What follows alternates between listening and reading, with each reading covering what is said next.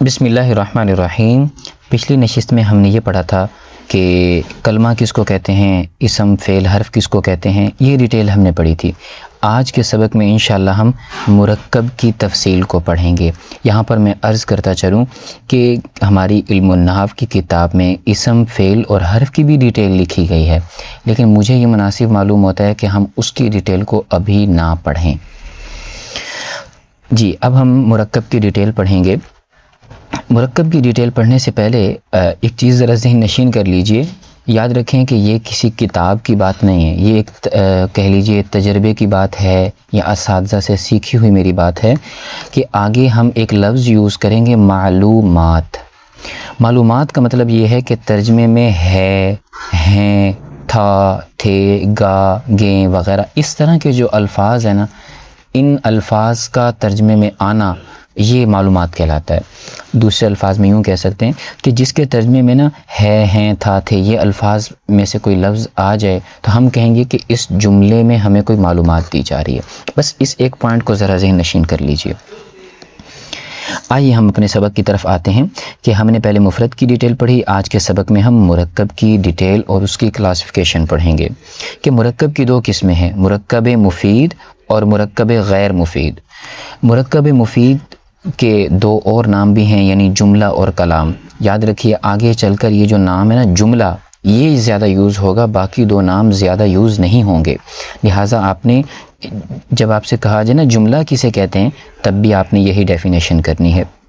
بہرحال مرکب کی دو قسمیں ہیں، مرکب مفید اور مرکب غیر مفید۔ بہت آسان سی اس کی ڈیفینیشن ہے، جس مرکب میں کوئی معلومات یا مطالبہ ہو اسے مرکب مفید کہتے ہیں، جس میں معلومات یا مطالبہ نہ ہو اسے مرکب غیر مفید کہتے ہیں۔ یہاں پر یہ لفظ کی مسنگ ہے، غیر مفید لکھنا چاہیے تھا، ہمارے جو ایڈیٹر بھائی ہیں ان سے غلطی ہوئی یہاں پر، کہ جس میں معلومات اور مطالبہ نہ ہو اسے مرکب غیر مفید کہتے ہیں، جس میں معلومات یا مطالبہ ہو اسے مرکب مفید جملہ یا کلام کہتے ہیں۔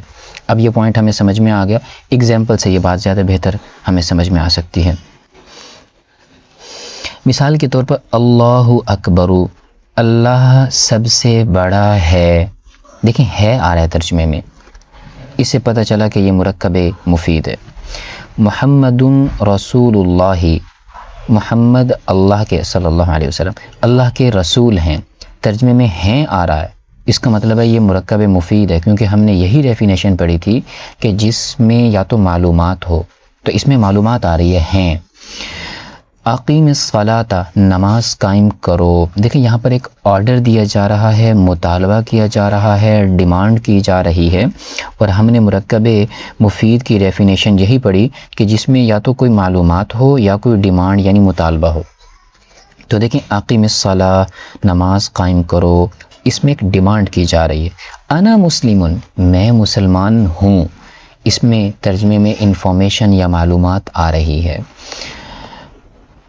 القرآن ہدن، قرآن ہدایت ہے، اس کے ترجمے میں بھی معلومات کی اسمیل آپ محسوس کر سکتے ہیں، تو یہ مرکب مفید ہے۔ ساری مثالیں اسی پیٹرن پر ہیں۔ آخری مثال دیکھ لیجئے، افتح الباب، دروازے کو کھولو، دیکھیں اس میں ڈیمانڈ آ رہی ہے، تو ہم نے یہی پڑھا تھا کہ جس جگہ پر کوئی ڈیمانڈ ہو یا مطالبہ ہو، جس مرکب میں ڈیمانڈ ہو یا مطالبہ ہو اسے مرکب مفید کہتے ہیں، اسے جملہ کہتے ہیں۔ تو یہ سارے پراپر جملے ہیں اور ان کو مرکب مفید بھی کہہ سکتے ہیں، ان کو کلام بھی کہہ سکتے ہیں۔ اور غیر مفید کی ہم نے ڈیفینیشن یہ پڑھی تھی کہ اس میں انفارمیشن بھی نہیں ہوتی، یعنی ترجمے میں ہے، ہیں وغیرہ، تھا، تھی وغیرہ نہیں آتا، اور دوسری چیز یہ ہے کہ اس میں کوئی مطالبہ اور ڈیمانڈ بھی نہیں کیا جا رہا ہوتا۔ مثال کے طور پر قلم الولدی، لڑکے کا قلم۔ اب دیکھیں یہاں پر کوئی ڈیمانڈ ہے کہ قلم مجھے دو یا میرے سے لو یا مجھے نہ دو، ایسا کچھ ہے؟ بالکل بھی نہیں۔ کیا اس میں کوئی معلومات دی جا رہی ہے کہ ترجمے میں ہے، ہیں وغیرہ آ رہا ہو؟ نہیں، تو اس کا مطلب ہے یہ مرکب غیر مفید ہے۔ ورق الکتابی، کتاب کا ورق، کیا ترجمے میں ہے، ہیں وغیرہ آ رہا ہے؟ نہیں۔ کیا اس میں کوئی ڈیمانڈ مطالبہ کیا جا رہا ہے؟ نہیں، اس کا مطلب ہے کہ یہ مرکب غیر مفید ہے۔ ساری مثالوں کو آپ اسی طریقے سے پریکٹس کر سکتے ہیں۔ اب ہمارے ذہن میں ایک سوال آ سکتا ہے کہ آپ نے تو ترجمہ کر کے ہمیں دکھا دیا، تو ترجمے کی بیس پر ہم نے فیصلہ کر لیا کہ یہ مرکب مفید ہے، یہ مرکب غیر مفید ہے، لیکن اگر ہمارے پاس ایسی ایگزامپل آئے جس کا ہمارے پاس ترجمہ موجود نہ ہو، ہم کیسے آئیڈینٹیفائی کریں گے کہ یہ مرکب مفید ہے یا غیر مفید؟ بہت لاجیکل سوال ہے۔ تو آپ میری بات کا اطمینان رکھیں کہ اگلے 2 یا 3 اسباق کے بعد آپ کی یہ پریشانی ختم ہو جائے گی، لہٰذا اس وقت تک کے لیے اطمینان رکھیے۔ ابھی صرف ترجمے سے پہچان کرنے کی کوشش کریں، جب ہم 2 سے 3 اسباق پڑھ لیں گے انشاءاللہ آپ مطمئن ہو جائیں گے۔ ایک بات، دوسری بات یہ ہے کہ یہاں پر ایک پوائنٹ آپ اور ذہن میں رکھ لیجئے کہ یہ جو مرکب مفید ہوتا ہے نا، یہ ایک پراپر اور پورا جملہ ہوتا ہے۔ جو یہ مرکب غیر مفید ہوتا ہے نا، یہ پورا جملہ نہیں ہوتا بلکہ جملے کا ایک پارٹ بنتا ہے۔ بس یہ ایک اہم بات ہے، یہ آگے چل کر ہمیں فائدہ دے گی۔ اب آج کا کام ملاحظہ کر لیجئے کہ آج ہم نے کیا کرنا ہے، پریکٹس دیکھ لیجئے۔ ان مثالوں میں سے مرکب مفید اور مرکب غیر مفید کو علیحدہ کر کے لکھیں، بس آپ نے یہ کام کرنا ہے۔ باقی اس حوالے سے کوئی سوال ہو تو وہ آپ میرے سے ڈسکس کر سکتے ہیں۔ السلام علیکم ورحمۃ اللہ وبرکاتہ۔